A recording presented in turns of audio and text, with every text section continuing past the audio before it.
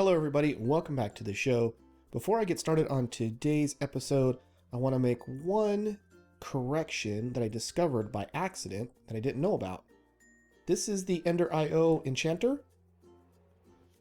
And in the last episode I mentioned that the Enchanter can only make a level 1 enchantment, such as in this case Sharpness 1, but I was wrong. It turns out if you use multiple of the item, you can actually make Sharpness 2 and on up to Sharpness 5. As you can see there, it would take 29 levels to make Sharpness 5. You can't use any more than that. That is, of course, the hard limit on enchantment. So there you go. You can actually make higher level enchantments. So I didn't have to make a bunch of Sharpness 1 books and then combine them. I was able to do it like that. But I didn't know that, and it was something that I just discovered by accident. Okay, today I'm going to get started with the PneumaticCraft mod. And the PneumaticCraft mod is a technology-based mod that's all about the concept of using compressed air. So you can make an air compressor, which will burn a solid fuel like coal or charcoal. Actually, I think you can also burn lava in it, but you burn that, it compresses air, and then you can use the air in these various devices to do different things.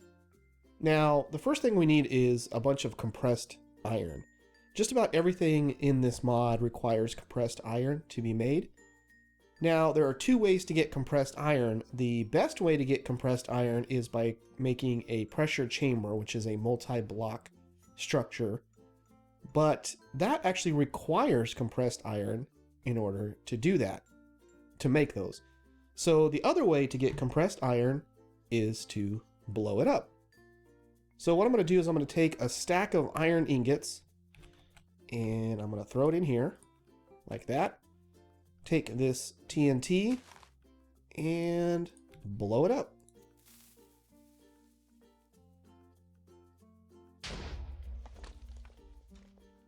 All right, and there is some compressed iron. Now, the bad part about this is I started with a stack of 64 iron ingots and I only have 54 compressed iron ingots. When you blow up the iron, you do lose some of the iron in converting it to compressed iron ingots. And that's a big reason why the compression chamber is a better way of making the compressed iron. Now, I just sort of know from a little bit of experience that these 54 compressed iron ingots are not going to be enough to allow me to build a pressure chamber. So I'm going to go ahead and blow up another stack of iron ingots. Like that. And there they are. Now I have about a stack and a half of iron ingots. I took a pretty big loss. Let's see. On that second explosion, I only ended up with 49. So that was pretty bad. But about a stack and a half of compressed iron ingots, I think that'll be enough for me to get started with PneumaticCraft. Okay, the pressure chamber is a multi-block structure. You can build it of various sizes, although the smallest you can build it is a 3x3x3. And there are walls, windows, and valves. Now, you'll need at least one valve, which will pump in the compressed air into the chamber. And the walls, I believe, have to be along all of the edges. Not entirely sure about that, but it makes the most amount of sense. And then you can put windows if you want to be able to look inside of the pressure chamber itself. But once you place the last block, as long as you've made it properly, it will form a multi-block structure, which looks currently like this. Pretty nice, pretty cool looking. The textures for PneumaticCraft have changed a lot since the last time I looked at it, and they do look pretty cool. Okay, so the next thing I've made are air compressors, and as I mentioned before, these are the devices that will actually create the compressed air. Now I've went ahead and made 4 of them right off the bat because I know filling this entire compression chamber with enough compressed air takes a little bit of work. When you open up any of these devices, you will see a gauge that looks like this, and this is the amount of pressure in bars, and the bar is a unit of measurement when it comes to pressure. It's just called a bar. And this gauge is very important, mainly this red zone. The red zone is bad, as you can imagine. Basically, if I were to put a piece of charcoal or some coal or charcoal or whatever here, which is what the air compressor again will burn in order to create air pressure, it will start to increase. But if it goes into this red zone, there's a chance that it would explode. And we definitely don't want that to happen. Now, to get the compressed air from these air compressors to the pressure chamber, I'm using pressure tubes, you might imagine. So now I have 4 air compressors, and I'm going to go get some charcoal. Here we go. I'll start off with 1 stack of charcoal. And I'll put some in each one of these air compressors. And you can see it starts working. And you can actually see this thing increasing as the amount of pressure increases. Now, this is actually a measure of how much pressure is in the entire system. All of these will be the same number. It's at 0.4, 0.5, because it's steadily increasing.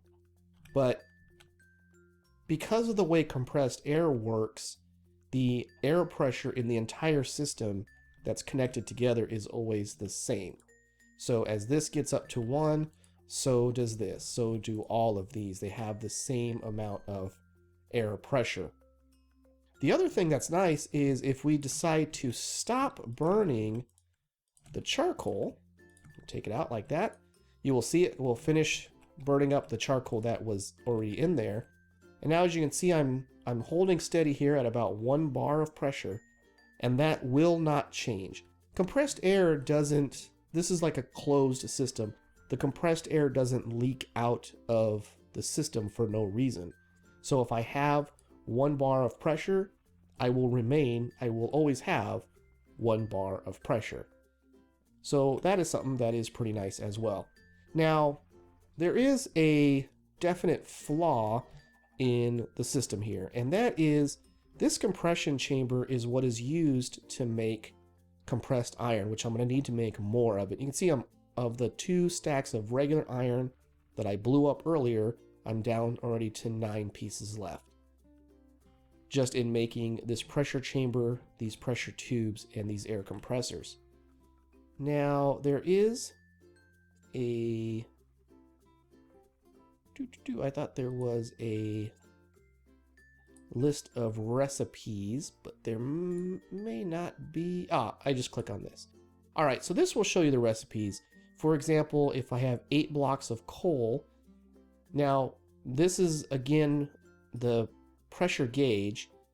Again, the red is bad. If the pressure in the pressure chamber gets above 5 bars, there's a chance that it could explode. The yellow just means it's not enough pressure to achieve this particular task. So in this case, if I put 8 blocks of coal into the pressure chamber and get the pressure up between 4 and 5, it will turn it into a diamond. Here you can see I only need the pressure to get up to 2 to turn iron into compressed iron. Iron blocks into compressed iron blocks, and other things that can be made in the pressure chambers all through here. You can see here there's a slot for upgrades. One of the things I like about this mod, if you click on this tab here for the upgrades, it tells you what upgrades you can put in here and what they do. And that's pretty nice. The upgrades are over here. There's, volume upgrades and item life upgrades and all these different upgrades. But this is really nice because right on the machine itself, it tells you exactly what those upgrades will do. And then there's an information tab that talks about it. Same here. Here's the upgrades. It tells you what upgrades you can add. Look, and it even tells you if you put in a speed upgrade, you can only put a maximum of 10. And the air compressor will produce more compressed air per tick at the expense of efficiency. And that is really kind of the basics of how this mod works. Create compressed air with an air compressor by burning coal, charcoal, blaze rods, lava, etc., etc. I'm going to use charcoal because I have that awesome charcoal farm producing a lot of charcoal. Pipe that compressed air into the various devices you want to use it, and make sure it doesn't blow up. That's a key thing. So to start off with, I'm going to turn another stack of compressed iron into, another stack of iron ingots into compressed iron. And here's where I run into the first problem. In order for me to put this iron into the compression chamber, you'll notice it's not like there are any doors. There's nothing you can open. And if you right click on it, there's no interface. And that is intentional. I actually have to break open this compression chamber in order to put the iron into it. And when I do that, it's going to lose all of the compressed air in it, or at least a large portion of it, depending on how long it takes me to break it open, put in the iron, and then replace whatever I broke. So if we look, we can see that we currently have 1 bar of pressure. If I go ahead and take out this piece of glass here, you can hear that sound. That's the sound of air leaking out. And I can throw in the iron ingots, replace this to form the chamber again.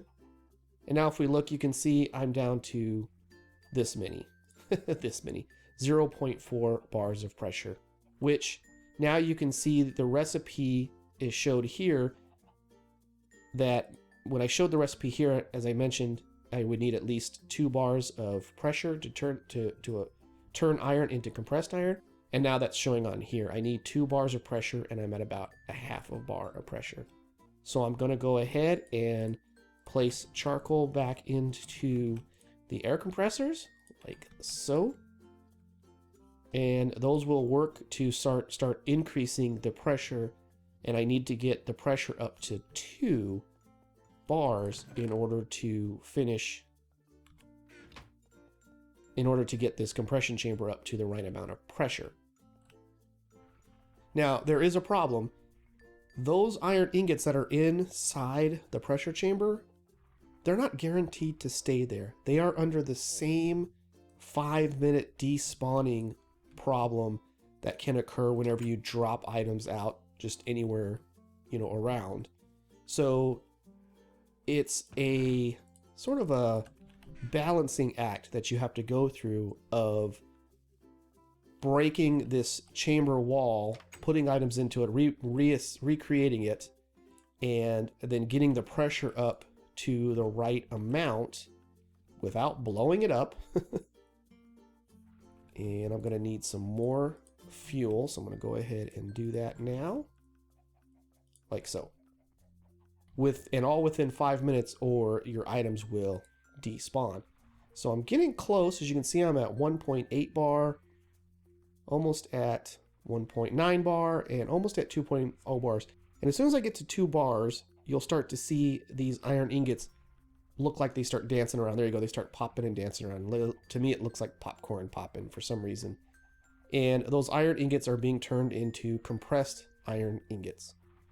Now, depending on what you're doing here, it can be hard to tell when all of the iron has been converted into compressed iron ingots. At least it is for me. The colors and textures are very similar. But I believe that it is now done. And again, in order to get out the item I need, I've got to break open the pressure chamber. So I'll do that. I'll jump in and get my compressed iron. And you can see I lost that pressure. It went back down, but it's quickly going back up as the fuel is being burned in the air compressor. And if we look, I picked up a stack of compressed iron ingots. So 1 stack of iron became 1 stack of compressed iron. So that is the basics of how the compression chamber works. As I mentioned, there are various recipes. I can make myself diamonds if I really needed to. And there's all these other recipes through here. These are all just components that are used in the making of other items in this mod. But the first thing, of course, that you may notice is that this is a hassle. To break this open every single time I need to make something in there. And that is why there is the ability to make the pressure chamber interface. To make the pressure chamber interface requires quite a bit, including these pneumatic cylinders. And these pressure gauges, which require gold. That's not so bad, and levers. But I need to make plastic. So let's talk about plastic for a little bit. PneumaticCraft adds various plants to the world generation, and they look like this. They look like bulbs of some kind sticking out of the ground. Now, one thing that is really cool about these plants is that they are self-procreating plants. They will automatically generate new forms of themselves just by existing.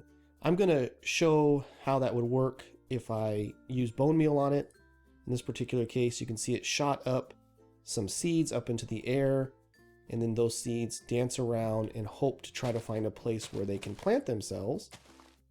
And if I clear out this tall grass, there you go. See, it planted itself right there.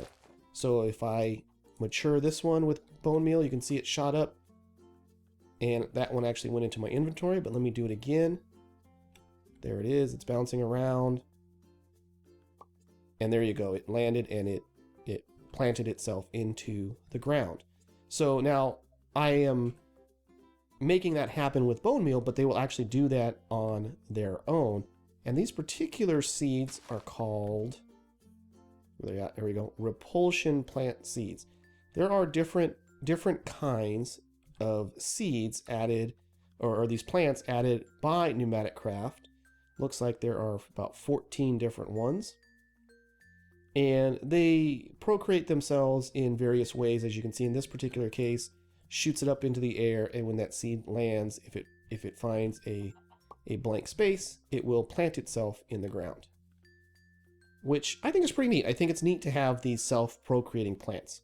However, the bad thing about these self-procreating plants is that you end up with sometimes something that looks like this. I had cleared all this area out of grass, of the tall grass, and you can see these have just been procreating. You can see it shoots them up into the air, and in this case, they spread about as you saw, and there was about 4 of them, I think, and they planted themselves in all these different directions. I go ahead and take that up. These are called chopper plant seeds. That makes sense. They kind of went up, spun around, sort of like a helicopter, and then shut off in all 4 directions. And then, of course, planted themselves. So the self-procreating plants are pretty cool in that I don't think there's anything else like that in Minecraft. You know, it would be cool if trees would randomly drop saplings that would plant themselves, and so forests could grow. These do that, but then they can also become so many as to be sometimes a bit ridiculous. Now, there are configuration settings to slow or even halt the spread of the plants, because it can, as you can see, get out of control. Remember, these are all creating copies of themselves without any assistance from anything else. I'm showing you how it works by bone mealing them, but they will actually do it on their own. So as I said, there are these various plants, these are the seeds from those plants that are all from the PneumaticCraft mod. They have various names, which are primarily just how they procreate themselves. But in some instances, I believe I got these ender plant seeds from killing endermen. I think that occasionally creepers will drop creeper plant seeds. Not exactly sure. You can actually plant a slime plant seed, and when it matures, it will actually generate a slime, which is actually the primary way, I think it's the only way, that I got the slime balls that I have. But the other thing that these seeds are used for is to create plastic. When you put them into a compression chamber, they turn into a type of colored plastic. Now, there are 14 seeds, so there are 14, I believe, 14 colors of the plastic. So in order to make, the next thing I need to make is this pressure chamber interface. I need to make blue plastic, which comes from rain plant seeds, as it shows there on the interface. And do I have any rain plant seeds? Burst lightning, I do. I have 29 rain plant seeds. And it's a 1-to-1 ratio. Each one of these will make one piece of plastic. Okay, turning the seeds into the plastic. Looks like it's all done. And of course, once again, have to break open the pressure chamber in order to get at the finished product. And there I have 12 pieces of plastic. Now I have some pressure chamber interfaces, and I've specifically made 2. The texture on these looks like the old texture, which probably means that the author hasn't had the chance to update the way they look. But I'm going to put one of them, I think, here on top, like so. Yes. And now I'm going to have a bit of a problem. These interfaces have an I on one side and an O, a yellow O, on the other side. One is for in and one is for out. And that doesn't mean into the pressure chamber, into the pressure chamber itself. It means into the interface. So basically items come in on the blue side and then go out of the yellow side. So in this case, something would be placed in this side and come out the other side into the pressure chamber, which means that I need to have this eye facing this direction because I want to have it come out here. So I can't just place it here because it will face the wrong way. I know that was a little bit convoluted, but essentially what I'm saying is I need to go in here in order to put this down, like so. And I'll rebuild my pressure chamber like that. Nope, I forgot the one in the middle. Oh, goodness. There we go. And there we go. All right. So now what I have is an interface to the pressure chamber. So I'm going to put some more charcoal in and get this pressure for this system back up to something reasonable. Like that. And so we can once again see the pressure is starting to increase in the entire system, which includes the pressure chamber itself. What happens is that the items will go into the interface itself, then the blue door closes, the yellow door opens, and then those items go into the pressure chamber. And what that means is that there's not the loss of pressure that occurs from me breaking this open every single time. Now, it's not a perfect system. There is some loss, as you might imagine, from these doors opening and closing. It's just not as much of a loss as from me breaking things open. So as you can see, I'm almost up to 2 bars of pressure. Am I going to have enough? I'm going to go ahead and put another quarter stack of charcoal in each one of these for the time being. And this is going to build up to 2, and I'm going to make another stack of compressed iron to show you how this works. Now, one thing that's important to note is that you still can't interface with the pressure chamber directly. I can't put items into the pressure chamber interface itself. So what I need is something that will allow items to be placed in there, and for that I can use a hopper. Now, PneumaticCraft itself adds its own special hopper called the omnidirectional hopper. It's made like a regular hopper except with the compressed iron ingots. I'm going to make a couple of those. The selling point of the omnidirectional hopper is that. Okay, this works just like a hopper does, and if I place, say, this dirt in here, it will do exactly like a hopper and place it into this chest. But as you can see, you don't have to, it's not limited to being straight up and down as you have with the normal vanilla hopper. And so that does allow you to do some interesting things. The other big selling point for the omnidirectional hopper as opposed to a regular hopper is the bounding box allows you to access things. Let me make a regular hopper real quick and I can show you.